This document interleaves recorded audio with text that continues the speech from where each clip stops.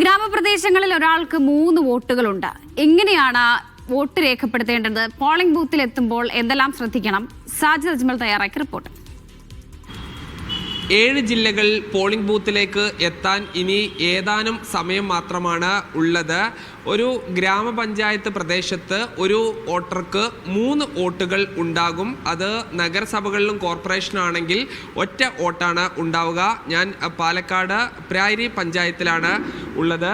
ഇതിൽ 3 ഈ ബാലറ്റുകൾ കാണാം. ഒന്ന് ഈ വെള്ള നിറത്തിലുള്ളത് ഗ്രാമപഞ്ചായത്തിൻ്റെയാണ്, പിങ്ക് നിറത്തിലുള്ളത് ബ്ലോക്ക് പഞ്ചായത്തിൻ്റെയാണ്, ഈ പച്ച നിറത്തിൽ ഉള്ളത്, നീല നിറത്തിൽ ഉള്ളത് ജില്ലാ പഞ്ചായത്തിൻ്റെയാണ്. ഈ ഗ്രാമ തലങ്ങളിൽ ഒരാൾക്ക് 3 വോട്ടാണ് ഉണ്ടാവുക. അത് ഒരു വ്യക്തിക്ക് ബ്ലോക്ക് പഞ്ചായത്തിലേക്ക് മാത്രം ചെയ്താൽ മതി എന്ന് ഉണ്ടെങ്കിൽ എങ്ങനെയാണ്? അങ്ങനെ ചെയ്യാൻ കഴിയും.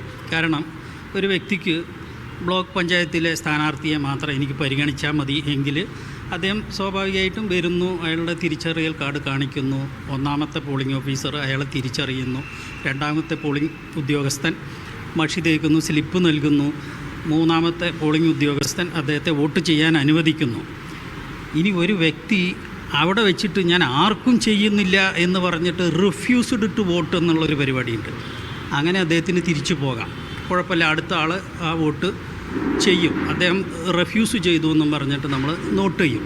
ഇനി ഒരു വ്യക്തി ഈ 3 വോട്ടും ചെയ്യുന്നില്ല, പകരം ഞാൻ ഈ പറഞ്ഞ പോലെ ബ്ലോക്ക് പഞ്ചായത്തിലേക്ക് മാത്രമാണ് ചെയ്യുന്നതെങ്കിൽ അദ്ദേഹത്തിന് അത് ചെയ്യാം.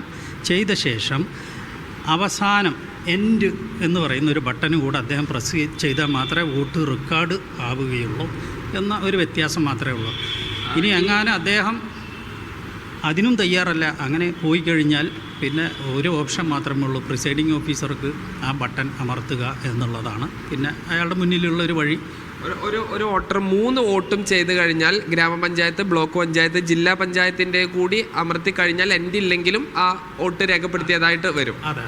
അപ്പോൾ എൻഡിൻ്റെ ആവശ്യമില്ല. 3ാമത്തത് ചെയ്യുന്നതോടുകൂടി വോട്ട് രജിസ്റ്റർ ചെയ്യപ്പെടും. ഇത്തവണ നോട്ട എന്നുള്ള ഒരു സംവിധാനമില്ല, VVPAT ഇല്ല.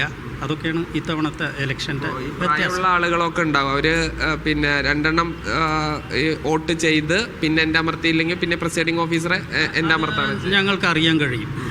1ാമത്തെ വോട്ട് ചെയ്യുന്നു, ഒരു ചെറിയ ഒരു ബീപ്പ് സൗണ്ട് കേൾക്കും. 2ാമത്തത് ചെറിയൊരു ബീപ്പ് സൗണ്ട്. 3ാമത്തതിലാണ് ഒരു ലോങ് ബീപ്പ് സൗണ്ട് കേൾക്കുക. ഞങ്ങൾ ആ സൗണ്ട് കേട്ടാൽ മാത്രമേ ഇദ്ദേഹത്തെ പറഞ്ഞു വിടുകയുള്ളൂ. അപ്പോൾ അത് പ്രസ് ചെയ്യണം, നിങ്ങൾ ഏതോ ഒന്ന് അമർത്താൻ വിട്ടുപോയിട്ടുണ്ട് എന്ന കാര്യം അവരുടെ ശ്രദ്ധയിൽപ്പെടുത്തും. എന്നിട്ട് ആ എൻഡ് അവരെ കൊണ്ട് പ്രസ് ചെയ്യിച്ചേ ഞങ്ങൾ വിടുകയുള്ളൂ. ഒരു പ്രിസൈഡിങ് ഓഫീസറും അദ്ദേഹത്തിന് കീഴിൽ എത്ര മറ്റ് ഓഫീസേഴ്സാണുള്ളത്? 3 പോളിംഗ് ഓഫീഷ്യൽസ് ഉണ്ടാവും. മൊത്തം 4 പേരാണ് ടീമിൽ. ഷിജു ചിറ്റൂരിനൊപ്പം സാജിദ് അജ്മൽ, മീഡിയ 1 പാലക്കാട്.